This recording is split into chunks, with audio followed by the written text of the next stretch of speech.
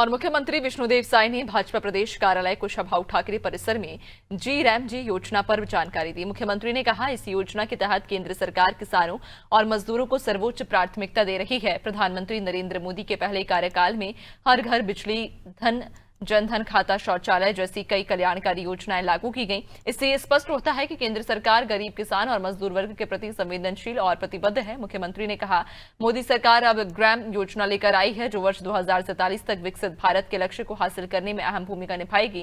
उन्होंने बताया कि मनरेगा के तहत पहले 100 दिनों का रोजगार मिलता था, जिसे बढ़ाकर अब 125 दिन किया जा रहा है। इसके साथ ही 7 दिनों के भीतर मजदूरी भुगतान सुनिश्चित किया जाएगा।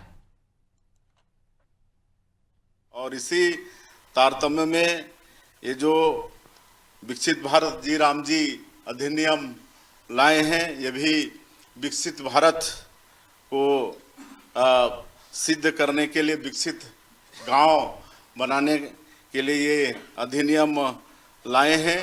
और ये जो मनरेगा योजना था, इसका जगह यह लेगा। और मनरेगा योजना से कई मायने में ये बहुत ही बेहतर है। एक तो मनरेगा में 100 दिन का रोजगार उपलब्ध कराने का था, जिसको इसमें बढ़ाकर 125 दिन किया जा रहा है। अब 125 दिन का काम लोगों के लिए सुनिश्चित हो रहा है, तो उनका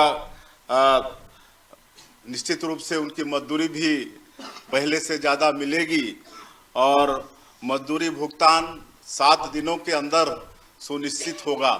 पहले मजदूरी भुगतान तय तो था 15 दिन में होना, लेकिन उस पर पालन कभी हुआ भी, कभी नहीं भी हुआ। लेकिन अब 7 दिनों के अंदर मजदूरी भुगतान निश्चित होगी। और अगर 7 दिन में मजदूरी भुगतान नहीं हुआ तो मजदूर को अतिरिक्त राशि देना पड़ेगा।